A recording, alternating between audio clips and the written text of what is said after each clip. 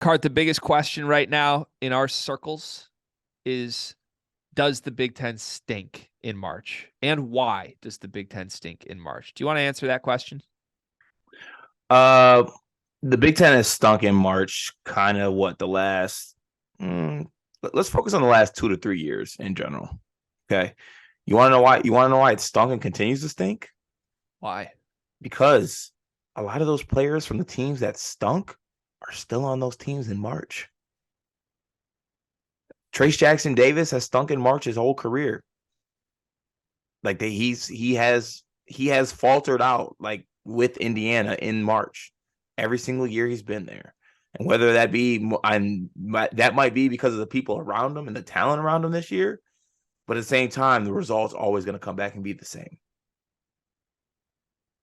I think it goes beyond that, but I don't know. I mean, the Indiana game against Miami definitely felt like an old-fashioned Trace Jackson It Davis did. It felt like a Indiana quit. game. It felt like a Yeah. quit. It felt like he got punched in the mouth and they kept punching you and you didn't want to do anything about it because you eat liver or whatever, or you hang out with Miller Kopp. Like Miller Kopp, did you see the three he attempted, by the way? Indiana finally literally had a they three-point lead. literally they lost the game because that when he stole it when they were up 3 and he pulled up in transition, it was nowhere close. Been down the entire game. Miller Kopp gets a steal, pulls up from the logo with nobody there to rebound, and then Miami immediately went on a 15-0 run right Sick, after. sick, sick headband though.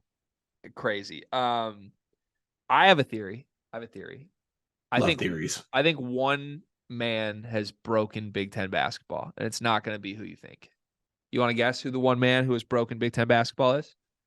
John Beeline. No, not that rat. Honestly, he was doing everything he could to fix Big Ten basketball. Painter.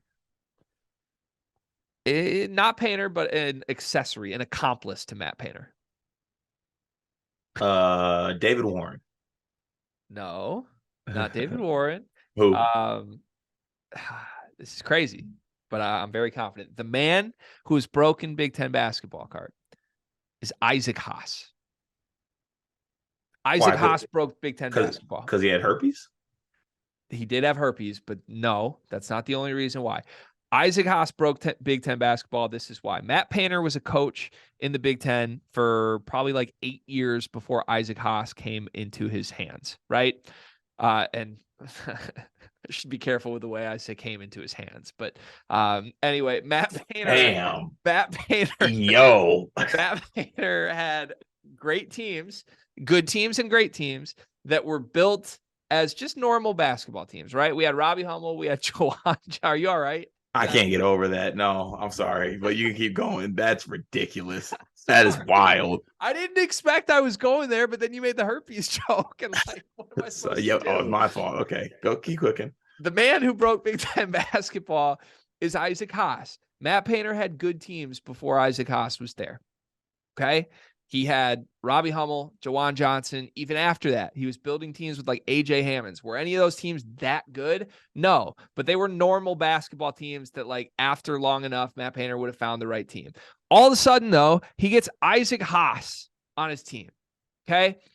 Totally shifts the way Matt Painter views basketball because he realizes that even though he has a senior AJ Hammonds to work with or whoever it was, junior AJ Hammonds, I think, it's easier to play basketball when you have a 7'3" dude than it is with a 6'11" dude. Mm-hmm. And no matter how good AJ Hammonds was, he realizes, oh shit, it's way easier to just throw it to that dude than it is to do anything else. No one in this conference can stop it. So from there on, AJ Hammonds leaves. Isaac Haas is Purdue's center for like 2 years. Purdue's really good, coincidentally, those years. Okay. Carson Edwards was a freshman on a team with Isaac Haas as a junior. And that team went 27-8, made a Sweet 16.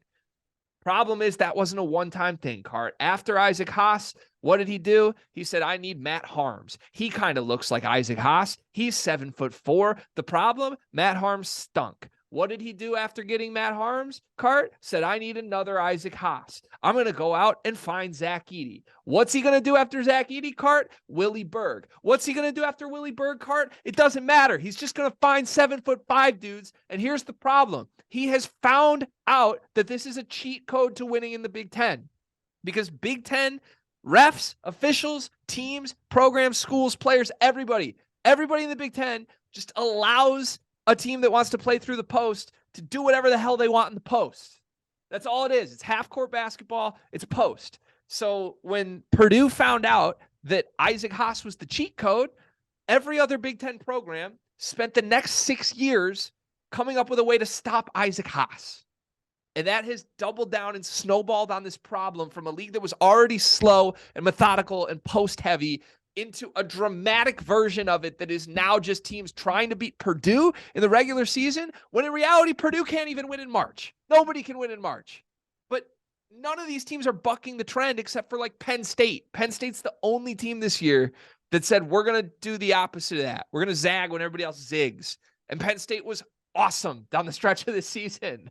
So, like, I don't like, but Beeline kind of did it. Beeline was never like, I'm going to get a 7-footer. Beeline was like, I'm going to stretch you out and shoot threes. Like, we need more teams in this conference that want to do the opposite of what Purdue is doing. And instead, right now, every team in the conference is trying to out Purdue. Purdue is never going to work, and Purdue can't even win in March. They broke us, Cart. This conference is screwed long-term until we fix this. That was a bar. That was an elite bar. Did you have that monologue like riled up this whole time we've been recording? I thought about it last night, and I just like, it just came to me. Like, this is the problem. Everybody's trying to out Purdue. It's never going to happen. You need to not be Purdue. And I think the main point about that is it's never going to change. Like, there's a footer in waiting. Right. And there will be more footers after that. Right. But who is going to buck that trend? Is it 1 year Painter just not being able to find a 7-footer? I don't know what you do, man, because we've seen, like, Iowa had Luka Garza and then 2 straight post stars. How's Iowa doing in the tournament? Like, and I'm not saying you can't win. Like, I'm not saying you shouldn't have a post player. Like, I think teams with a post player can win in March, but like, I think strategically every Big Ten team is so focused on how are we going to have an answer for Purdue, when in reality they should. Brad Underwood kind of tried to do that this year at least, but the problem with Brad Underwood's team this year is, even though they're like, how are we going to win in March?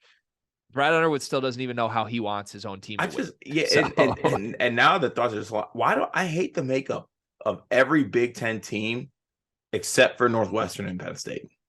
And coincidentally, they had really good showings in March. Like Indiana had a chance, but they insist on playing Race Thompson next to Trace Jackson Davis. Dog, they played through Race Thompson. Yeah, like I don't understand it. I don't get it. It's crazy. And Michigan State's making a run. The only team that's still alive. They're a backcourt driven team, even though they have a traditional center. Like, I don't know, man. I don't think you're going to see, if you're wondering why do teams like Iowa, Indiana, Purdue struggle in March? I think it's because they're all either Purdue or they're built to beat Purdue, or at least hang with Purdue. When as like strategically, we should be thinking beyond that if this team or if this conference ever wants to do anything relevant again. I don't know, man. I'm hurt. I'm sad for the conference. But can we also be clear that, like, the right criticism of this league is not that they underachieved. It's just that they were bad. Yeah, they were bad this year. Yeah. And Big Ten people don't want to admit that. You should admit that. And if Big Ten people, no, it's the deepest league. No. Deep means nothing to me when all the teams are just okay. Like, a deep league should be like a team with 5 teams that could make a Final Four. Not a team that has one team that was supposed to make a Final Four and lost to a 16 seed, and then 12 teams that really were more like bubble teams. Like, it's not good. It's not good depth. Give me the Big East depth. Like, they have Creighton, they have UConn, they have Xavier. That's depth. Marquette. Like, I like that. I like depth with good teams, not depth with okay teams. I'm mad, man. I'm mad. It'll be back. Will it? Yeah. Why? Like, Indiana's going to be better next year when they lose Trace Jackson Davis and Jalen Hood-Schifino? Purdue's going to be better when they lose Zach Edey and replace him with Willie Berg? Damn, we might be worse next year. Iowa's going to be better when they lose Chris Murray? Yeah, we might be worse. Michigan State should be better. Michigan might be better. Penn State's going to be better when they lose Pickett and Shrewsbury?